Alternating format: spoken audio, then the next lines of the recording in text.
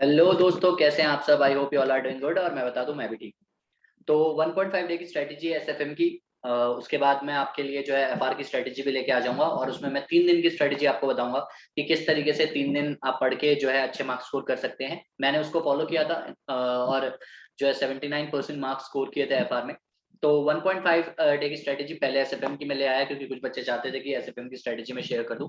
अभी से इसलिए मैं शेयर कर रहा हूँ 1.5 डे की स्ट्रेटेजी, बिकॉज कि मुझे लगता है कि आज से ही आपका माइंडसेट उस तरीके से होना चाहिए कि आप 1.5 डे में किस तरीके से पढ़ेंगे। एसएफएम का पेपर जो है अभी कुछ टाइम से थोड़ा टेढ़ा आ रहा है, मुश्किल आ रहा है। ऑल्दो पिछला अटेम्प्ट अगर आप देखें, जुलाई वाला one of the easiest paper था एसएफएम का, जिसमें बच्चों ने 90 से ऊपर स्कोर किए। मतलब एग्जामिशन तो नॉर्मली बच्चों की आई एसएफएम में, और आनी भी चाहिए थी, जब डिट्टो कॉपी पेस्ट ही क्वेश्चन हमारी स्टडी मैट से उठ के आए थे। तो जिसके लिए एसएफएम जाना जाता था हमेशा से, वो हमारा बच्चों ने फील किया। तो दिसंबर अटेम्प्ट में थोड़ा सा आपको सेफ भी रह के चलना होगा कि पेपर किस तरीके से आएगा, और आपको हर तरीके के लिए तैयार रहना होगा। नवंबर में आईसीए ने टेस्ट कर लिया था मुश्किल पेपर देके, और जुलाई में इन्होंने आसान पेपर भी दिया है। तो आईसीए ने दोनों पैमाने जो है आपने साबित कर दिया कि वो किस तरीके से एसएफएम का रखते हैं। तो आपको बिल्कुल सेफ होके और अपना माइंडसेट उसी तरीके से बना के चलना होगा। देखो, जब आप एफआर का पेपर देके आते हो, एफआर का पेपर आप देने के आने के बाद सबसे पहले जिस दिन आप एग्जाम देके आए हैं, आप उस दिन अगर पढ़ाई स्टार्ट करते हो, तो मेरे हिसाब से आप जब पेपर 1 देके आते हैं, तो आपको सबसे पहले जो चैप्टर उठाना चाहिए, अपना अच्छा खासा 2-3 घंटे का रेस्ट लेके फ्रेश होके अपना खाना वाना खा के थोड़ा बहुत, और उसके बाद जो आपको स्टार्ट करना चाहिए, वो आपको स्टार्ट करना चाहिए सबसे पहले म्यूचुअल फंड्स। ये सबसे छोटा चैप्टर है, और मैं इसलिए इस चैप्टर से शुरुआत करवाता हूँ, क्योंकि जब आप थके होते हो तो आपकी एक बार ग्रिप बन जाए, आप थोड़ा सा फेमिलियर हो जाओ। और म्यूचुअल फंड एक ऐसा चैप्टर है जिसमें से क्वेश्चन आता ही आता है 4 मार्क्स का, 8 मार्क्स का। तो इजी चैप्टर है, छोटा चैप्टर है, और आप जब शुरुआत कर रहे हो तो एक नॉर्मल चैप्टर से शुरुआत करो, जो इंपॉर्टेंट भी है और छोटा भी है, जिससे कि आप एफआर के जोन से वापस एसएफएम के जोन पे आ जाओ। इसीलिए मैंने एक बहुत ही इंपॉर्टेंट चैप्टर जो है उसको फर्स्ट चैप्टर नहीं रखा उस पे, क्योंकि आप जब शुरुआत करोगे तो एक नॉर्मल चैप्टर के साथ शुरुआत करो, जिससे कि आपको जब आप जोन बदलोगे, एसएफएम पे आओगे, तो आपको ज्यादा ज्यादा फर्क ना पड़े, और आपने आपकी एक अच्छी शुरुआत हो। उसके बाद जब आप एक बार म्यूचुअल फंड को कंप्लीट कर लोगे, then you will move forward to portfolio management. Portfolio management एक इंपॉर्टेंट चैप्टर है। इसके फॉर्मुलाज की लिस्ट अभी से आपको एक साइड में एक पेज पे तैयार करके रखनी होगी। 1 से 2 पेज पे सारे फॉर्मुलाज आपको लिखने होंगे पोर्टफोलियो मैनेजमेंट के, सिर्फ फॉर्मुला। ठीक है, फॉर्मुलाज को अपना अलग रखना, क्योंकि कई बार क्या होता है, फॉर्मुलाज ही हम भूल जाते हैं। तो पोर्टफोलियो मैनेजमेंट के फॉर्मुलाज आप अलग से लिख के रखिए अभी से ही, और पोर्टफोलियो मैनेजमेंट को सॉल्व करना पेपर के आने के बाद। जब आप ये चैप्टर कर लोगे, इन दोनों को करने में आपको कितना टाइम लगेगा मैं बता दूं। म्यूचुअल फंड को करने में मैक्सिमम 1 आवर लगेगा, उससे कम ही लगता है। ठीक है, अगर मैं आपको मैक्सिमम लिमिट बता रहा हूँ कि आपको 1 आवर या 40-45 मिनट्स में भी हो जाएगा। पोर्टफोलियो मैनेजमेंट को करने में थोड़ा टाइम जा सकता है, मैक्सिमम 2 आवर्स लगेंगे, लेकिन 1 आवर 1.5 आवर्स में आपका कंप्लीट हो जाएगा। तो 2 से ढाई घंटे के अंदर, 3 घंटे के अंदर आपके दोनों चैप्टर कंप्लीट हो जाएंगे। उसके बाद आप मेरे ख्याल से सो जाइए, क्योंकि आप वैसे ही थके होंगे, और एक पहले पेपर का एक अलग ही प्रेशर होता है आपके ऊपर, तो वो भी आपको जो है थका देता है आपके माइंड को।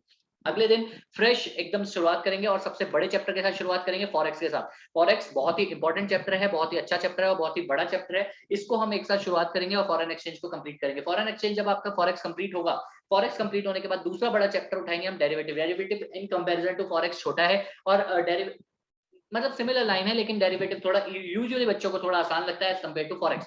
ठीक है, तो आप डेरिवेटिव को कंप्लीट करिए, और डेरिवेटिव को करने में मजा भी बहुत आता है, क्योंकि आप रियलिटी में वो चीजें करते हैं, तो मतलब अच्छा लगता है जब आप स्टॉक मार्केट वगैरह उसके अंदर एंगेजमेंट है थोड़ी सी। तो डेरिवेटिव कंप्लीट करेंगे आप। डेरिवेटिव के बाद एक इंपॉर्टेंट चैप्टर है जो मुझे लगता है थोड़ा बड़ा भी है, जिसमें सिक्योरिटी वैल्यूएशन, बॉन्ड वैल्यूएशन वगैरह रहता है। इसको करिए, बहुत ही इंपॉर्टेंट चैप्टर है। इसके भी फॉर्मुलाज आपको लिखने होंगे, इसके भी फॉर्मुलाज आपको पहले से ही, आज से ही इसके भी लिखने होंगे। इसमें बहुत सारे फॉर्मुलाज हैं, आपको अलग से लिखने होंगे। वो D0 D1 वगैरह वगैरह वाले जो फॉर्मुलाज हैं, वो आप अलग से लिखिए। ठीक है, उसके बाद आपको IRRM करना होगा, इंटरेस्ट रेट रिस्क मैनेजमेंट। ये मैंने सिक्योरिटी वैल्यूएशन के साथ इसलिए डाला है, क्योंकि ये सिमिलर टोन पे दोनों चैप्टर बात करते हैं, इसलिए मैंने इन दोनों को एक साथ रखा है। आपको इन दोनों को एक साथ करना चाहिए। जब आप इतना कर लेंगे, तो आपका मेरे ख्याल से दोपहर हो चुकी होगी, उसके बाद आप अच्छा खासा रेस्ट वेस्ट ले चुके होंगे, और जब आप शाम की तरफ पढ़ेंगे, तो आपको मेरे ख्याल से थोड़ा लाइट चैप्टर्स ले रहे होंगे। Merger acquisition very simple chapter, बहुत ही आसान चैप्टर है मर्जर एक्विजिशन, अगर आपको नॉर्मल फॉर्मुलाज आते हैं, और इसके तो कई बार ईपीएस वगैरह के क्वेश्चंस रिपीटेड आ रहे हैं। तो मर्जर एक्विजिशन हमारे अटेम्प्ट में नवंबर 21 में इसका क्वेश्चन थोड़ा मुश्किल आया था, वो क्वेश्चन जरूर देख के जाना। ठीक है, नवंबर 20 अटेम्प्ट में। उसके अलावा उसके बाद कॉर्पोरेट वैल्यूएशन करिए, ये भी आसान चैप्टर है। वैल्यूएशन ऑफ द कंपनीज इसमें करना होता है, इसमें भी कुछ नहीं है। और उसके बाद लास्ट आपका इंटरनेशनल फाइनेंशियल मैनेजमेंट है। इसमें 2 तरीके के क्वेश्चन होते हैं, 2 कॉन्सेप्ट्स हैं यूजुअली। अगर समराइज वे में देखूं, तो उसी तरीके के क्वेश्चंस ज्यादा पेपर में पूछे जाते हैं, तो आपको सिमिलर बुक के क्वेश्चंस इसमें उठा के करने होंगे। तो ये 3 चैप्टर आपको जो है, आपको शाम के टाइम पे करने हैं। तो इस चीज का आपको ध्यान रखना है। आप किस तरीके से पढ़ोगे, ये बिल्कुल ही एक अच्छा तरीका है कि आप इस तरीके से कंप्लीट करो, जिससे कि आपका मॉर्निंग में जब आप एकदम फ्रेश मूड में होगे तो फॉरेक्स, डेरिवेटिव, सिक्योरिटी वैल्यूएशन जैसे चैप्टर हो जाए, और शाम को थकते थकते आपके normal chapters like merger and acquisition, corporate valuation और आईएफएम कंप्लीट हो जाए। ठीक है, ये आपको करना है 1 डे बिफोर द एग्जाम। अच्छा, इसमें एक इंपॉर्टेंट बात जो मैं आप लोगों के साथ शेयर करूंगा, क्वेश्चंस को, इंपॉर्टेंट क्वेश्चंस को मार्क करना। ठीक है, ज्यादा क्वेश्चन को लिखने की कोशिश मत करना, लिख के देखने की कोशिश मत करना। अगर कुछ क्वेश्चंस लिख के देखने हैं तो दैट्स टोटली योर चॉइस, लेकिन ओवरव्यू करना, ओवरव्यू कर लेना इंपॉर्टेंट क्वेश्चंस को, ये जरूर मैं कहूंगा। ठीक है, उसके बाद अगला पॉइंट जो आपको ध्यान रखना है, जब ये सारे चैप्टर्स आपके कंप्लीट हो जाएंगे, उसके बाद आपको क्या करना है, आपको थ्योरी टॉपिक्स कंप्लीट करने हैं एग्जाम डे वाले दिन। अगर कुछ बचा, बैलेंस पार्ट बचा हुआ है, तो आप थोड़ी जल्दी उठ के उसको कंप्लीट कर लेना ऊपर में से, अगर इन चैप्टर्स में से कुछ बच गया है, इन सारे चैप्टर्स में से। लेकिन अमूमन ऐसा होता नहीं है कि बचे आपका, क्योंकि आप अच्छे से ही पढ़ाई कर रहे हो और उस टाइम आपको कहीं ना कहीं आपको कंप्लीट करने की इच्छा भी रहती है, तो आप कंप्लीट कर जाओगे। ठीक है, इसके बाद जब आप एग्जाम डे वाले दिन अगर मैं बात करूं, तो आपको स्टार्टअप फाइनेंस सबसे इंपॉर्टेंट टॉपिक थ्योरी का, इसको आपको कंप्लीट करना है, छोटा सा टॉपिक है। उसके बाद सिक्योरिटाइजेशन आपको कंप्लीट करना है। अच्छा, आपको अगर एक चीज मैं जरूर बताऊंगा कि थ्योरी टॉपिक्स के लिए आपको क्या करना है, अभी से इतना ज्यादा अगर मेहनत करने का मन नहीं करता इन थ्योरी टॉपिक्स पे, तो एक दो बार आपको एटलीस्ट इसको सुन के रख लेना है, अपनी वॉइस नोट्स बना के रख लेनी है, जिससे कि आपको एकदम से एग्जाम डे वाले दिन ऐसा ना लगे आप नया नया पढ़ रहे हो। तो ये बात थोड़ा ध्यान रखना, एक आधी बार पढ़ के रख लेना अभी से ही।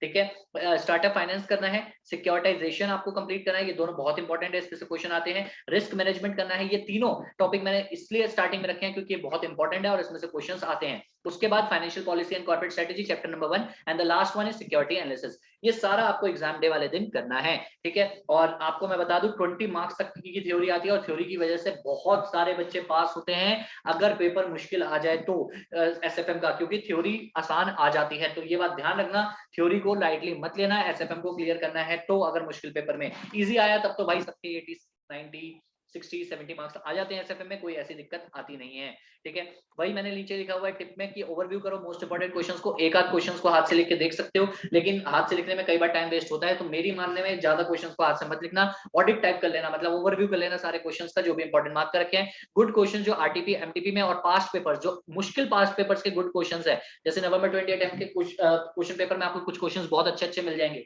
तो उनको जरूर ओवरव्यू करके जाना, उनको छोड़ के मत जाना, ऊपर ऊपर से देख लेना। और सबसे इंपॉर्टेंट बात, थ्योरी टॉपिक्स को छोड़ के मत जाना, मत जाना, मत जाना। 20 मार्क्स तक का पूछा जाता है, आपको बाद में पछतावा होगा।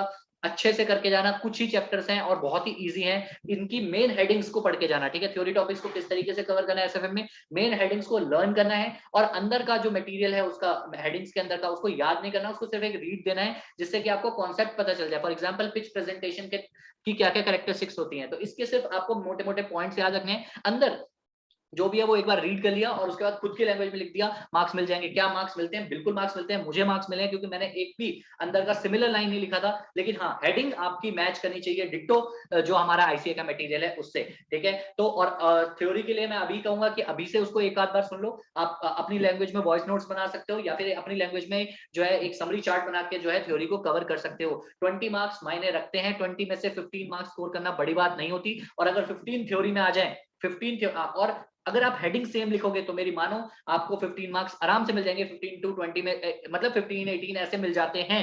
तो अगर 15 मार्क्स में लोअर साइड पकड़ के चलूं तो 15 इसमें आ गए, तो वहां पर फिर 25 मार्क्स लाना बड़ी बात नहीं होगी, अगर मुश्किल पेपर आ गया तो भी। ठीक है, क्योंकि मुश्किल पेपर में भी कहीं ना कहीं आसान क्वेश्चन छुपे होते हैं, तो अगर आसान आ गया पेपर तो फिर तो लॉटरी आपकी। तो इस तरीके से आप एसएफएम को मैनेज कर सकते हो। आई होप ये वीडियो आपके लिए हेल्पफुल रहेगा, और बाय, शब खैर, all the best, take care of yourself and your family.